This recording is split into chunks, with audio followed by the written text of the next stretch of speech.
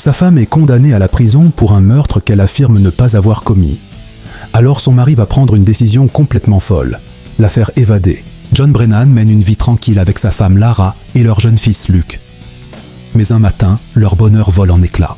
Lara est arrêtée pour le meurtre de sa patronne. Elle affirme être innocente. Selon elle, en quittant le parking, elle a croisé le véritable meurtrier sans même s'en rendre compte. Mais les preuves sont accablantes. Ses empreintes sont retrouvées sur l'arme du crime, du sang de la victime est retrouvé sur son manteau et un témoin affirme l'avoir vu quitter les lieux. Lara est finalement condamnée à la prison. Pendant 3 ans, John élève leur fils tout seul et se bat pour faire innocenter sa femme. Il tente tous les recours possibles, mais son dernier appel est rejeté. Lara, complètement désespérée par l'idée de passer le reste de sa vie derrière les barreaux, tente même de mettre fin à ses jours. À partir de ce moment-là, John comprend qu'il ne peut plus attendre. S'il veut retrouver sa femme, il va devoir la faire sortir lui-même. Le problème, c'est que John n'est ni un criminel ni un expert en évasion. Il commence alors à étudier les prisons et rencontre Damon Pennington, un ancien détenu qui s'est évadé plusieurs fois. Damon lui explique que pour réussir, John doit connaître chaque détail, les horaires, les habitudes des gardiens, les sorties, les contrôles et surtout, il doit préparer sa fuite avant même de faire sortir Lara. John obtient de faux papiers, cherche de l'argent et prépare un itinéraire pour quitter le pays.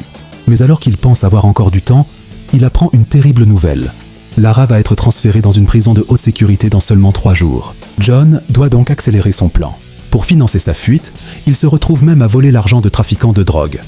L'opération tourne mal et plusieurs hommes sont blessés ou tués. Pendant ce temps, la police commence à soupçonner John. Mais il n'a plus le choix. Le jour de l'évasion arrive. John falsifie les résultats médicaux de Lara afin de faire croire qu'elle souffre d'un grave problème de santé. Elle est alors transférée de la prison vers un hôpital. C'est exactement ce qu'il attendait. John arrive sur place, neutralise les gardes et retrouve enfin Lara. Mais maintenant, ils sont tous les deux recherchés. Ils doivent s'enfuir avant que la police ne les rattrape. John et Lara se cachent dans la foule, changent plusieurs fois d'apparence et réussissent à prendre le métro. Les policiers sont presque sur eux. John déclenche alors un arrêt d'urgence et profite de la confusion pour s'échapper avec Lara. Ils rejoignent leur voiture et prennent la fuite. Mais il reste encore un problème. Leur fils Luke, John se rend à l'endroit où son fils devait être, mais Luke n'est plus là. Il apprend que les enfants ont été emmenés au zoo. Il retrouve Luke juste à temps. La famille est enfin réunie. Mais la police se rapproche. Pour passer un contrôle sans attirer l'attention, John fait monter dans leur voiture un couple âgé qu'ils viennent de rencontrer. Les policiers recherchent une famille composée de 2 adultes et d'un enfant. En voyant plusieurs passagers dans la voiture, ils ne se doutent pas que John et Lara sont à l'intérieur. Le plan fonctionne. Ils parviennent à rejoindre le Canada et utilisent leurs faux papiers pour prendre un avion. Mais les enquêteurs pensent avoir compris leur destination et suivent de fausses pistes laissées volontairement par John.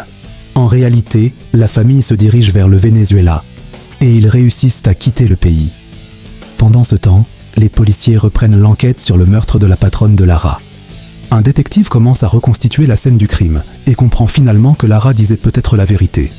Elle avait parlé d'une personne qui l'avait bousculée au moment des faits et d'un bouton qui aurait pu se détacher des vêtements du véritable meurtrier. Le détective retrouve l'endroit où ce bouton aurait dû tomber. Il soulève la grille d'une bouche d'égout, mais il ne le voit pas. La preuve de l'innocence de Lara était pourtant là, juste sous leurs yeux. Pendant ce temps, John, Lara et Luke sont enfin en sécurité dans un hôtel à Caracas. Lara et son fils dorment paisiblement. Après tout ce qu'il vient de risquer, John les regarde dormir et prend une dernière photo. Il a perdu sa maison, sa vie normale et sa liberté. Mais il a réussi à récupérer ce qui comptait le plus pour lui, sa famille. Et vous, dites-moi en commentaire, est-ce que vous auriez fait la même chose que John pour sauver la personne que vous aimez ?